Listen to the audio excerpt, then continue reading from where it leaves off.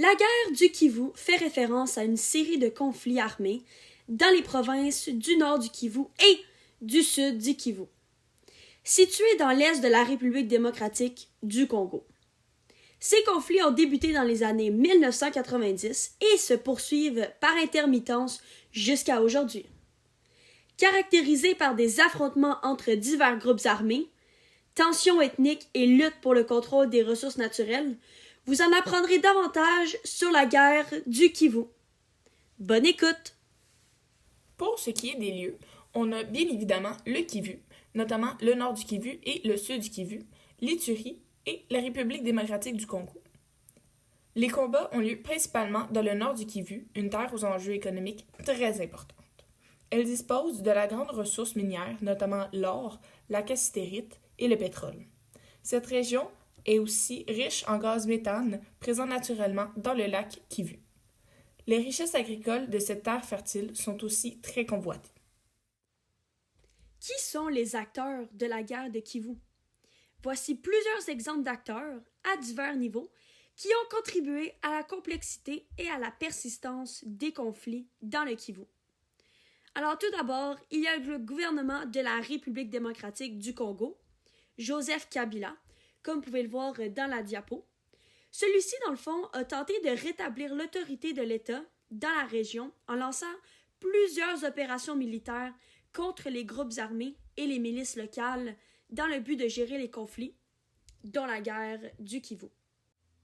Ensuite, le Rwanda et l'Ouganda sont des pays qui soutiennent des groupes Tutsis comme le CNDP et le M23, soit directement en fournissant des armes ou en permettant aux combattants de traverser la frontière pour s'approvisionner et se soigner. Donc, cela influence grandement la continuité de la guerre du Kivu. D'ailleurs, le président du Rwanda, Paul Kagame, et le président de l'Ouganda, Yoweri Museveni, ont tous les deux été accusés de soutenir les groupes Tutsis en RDC. De plus, l'ONU a également influencé la guerre du Kivu. Ban Ki-moon a supervisé les opérations de maintien de la paix de la MONUSCO en RDC. Cherchant à stabiliser la situation dans le Kivu, ils ont déployé des troupes et des moyens pour protéger les civils. Ils ont créé en 2012 le MONUSCO spécialement pour régler ce conflit.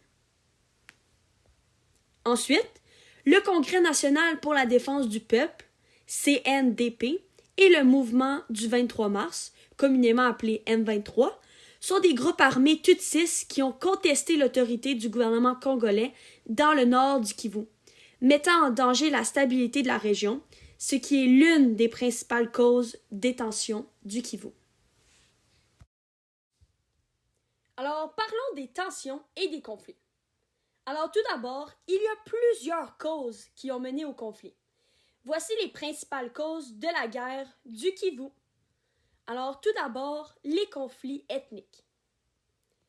Les tensions entre les différents groupes ethniques, comme les Hutus, les Tutsis et les Banyamulenge, ont alimenté les violences. Il faut remonter au génocide rwandais en 1994 pour comprendre pourquoi ces groupes-là ne s'aiment pas. Alors, les tensions entre ces groupes sont à l'origine du génocide, comme je viens juste de l'énoncer, et ça a entraîné des massacres massifs et également des déplacements de la population. L'afflux de réfugiés Hutus rwandais au Kivu a créé des tensions avec les populations locales, notamment les Tutsis et les Banyamulenge. C'est pour ces raisons que ces groupes présentent des tensions et alimentent les conflits armés.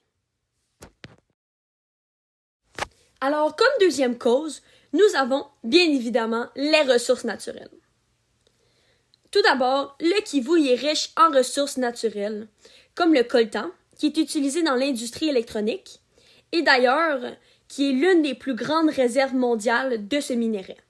Il y a également l'or, une source majeure de revenus pour les groupes armés et souvent extrait de façon illégale, malheureusement. Il y a également les diamants et le cassitérite, qui est utilisé pour produire de l'étain, donc un composant essentiel dans de nombreuses industries. Alors, La compétition pour ce contrôle de ces ressources est un moteur majeur des conflits, puisqu'il y a une grande convoitise pour ce genre de minéraux. De plus, c'est l'une des premières sources de revenus des milices locales. Comme troisième cause, nous avons la faiblesse de l'État. En effet, le gouvernement central de la République démocratique du Congo n'exerce pas un contrôle efficace sur les provinces du Kivu, ce qui a permis la prolifération de groupes armés et de milices locales. Donc, cela a permis de créer des conflits et d'alimenter des tensions constantes au sein de la population en général. Je parle bien évidemment du FDLR, une force démocratique de libération du Rwanda, qui est majoritairement composée de Hutus rwandais, du CNDP, le Congrès national pour la défense du peuple, une milice Tutsi soutenue par le Rwanda et actif principalement dans le nord du Kivu, et le mouvement du 23 mars, communément appelé M23, qui est formé par d'anciens membres du CNDP en 2012. Il s'oppose également au gouvernement congolais, accusant celui-ci de ne pas respecter les accords de la paix. Alors, ce que je viens de vous dire, c'est des exemples de milices locales et de groupes armés durant la guerre du Kivu. Intérêt des interventions.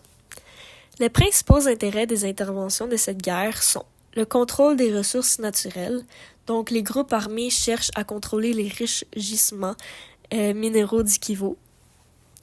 L'expansion territoriale, donc ils cherchent à étendre leur territoire et leur influence dans la région, ce qui peut conduire à des conflits. L'instabilité politique, des acteurs internationaux peuvent avoir un intérêt à maintenir l'instabilité politique dans la région du Kivu pour plusieurs raisons, comme affaiblir ou renverser le gouvernement central. Et les réfugiés et déplacements de population, ça crée des opportunités pour certains acteurs de manipuler ces déplacements. Conséquences. Des affrontements ont atteint la frontière avec le Sud Kivu qui ont mené à de nouveaux déplacements de population. En quelques jours, près de 250 000 personnes ont fui les combats. Ces personnes se sont réfugiées dans des familles d'accueil, ont établi de nouveaux sites ou ont rejoint ceux déjà existants. Les violences ont contraint de nombreux individus à se loger sur ces sites surpeuplés et peu salubres. Cette situation suscite des inquiétudes concernant l'augmentation des maladies causées par les conditions d'hygiène, notamment le choléra. Avec l'accès insuffisant à l'eau potable, les conditions sont propices à la propagation de cette maladie. Nous constatons déjà cette réalité dans plusieurs régions depuis un certain temps, et l'arrivée de nouveaux réfugiés risque d'aggraver encore davantage l'épidémie en cours. En plus de ces affrontements, il y a eu au moins 11 873 morts, dont des civils, des soldats et des rebelles. Donc, pour notre première piste d'action, on a pensé à la répartition des ressources. Et oui, le Kivu se dispose de grandes ressources minières. Donc, si on donne un exemple, donc le coût serait moins élevé des ressources et il y aurait un accès beaucoup plus facile aux ressources que d'autres pays, eux, n'auraient pas. Cependant, ils n'auraient pas accès à la compagnie qui les extrait ou les exporte, seulement les avantages sur ces ressources. Le premier avantage est que ça permet une égalité et une répartition des ressources.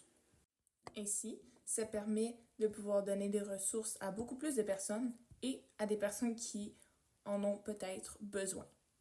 Le deuxième avantage est la croissance des exportations des ressources.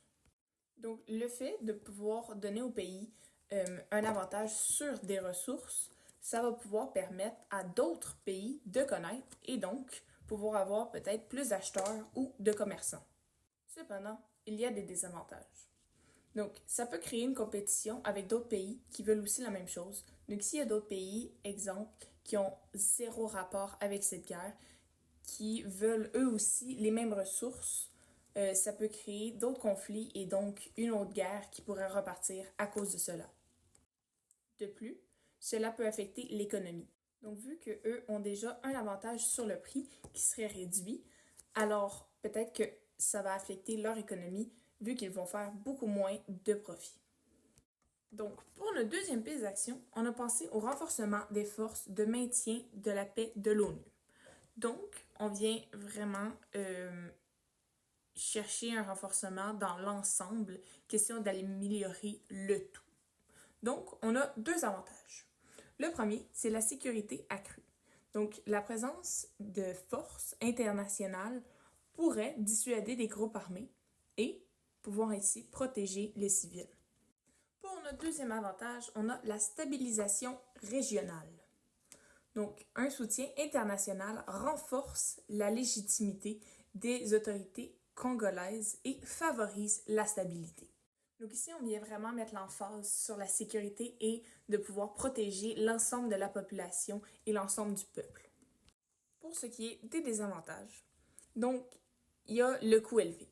Donc, les opérations pour le maintien de la paix sont très coûteuses et nécessitent un financement continu des États membres de l'ONU. Cela peut donc mener à un plus gros endettement de celui-ci. Notre deuxième désavantage est la souveraineté nationale.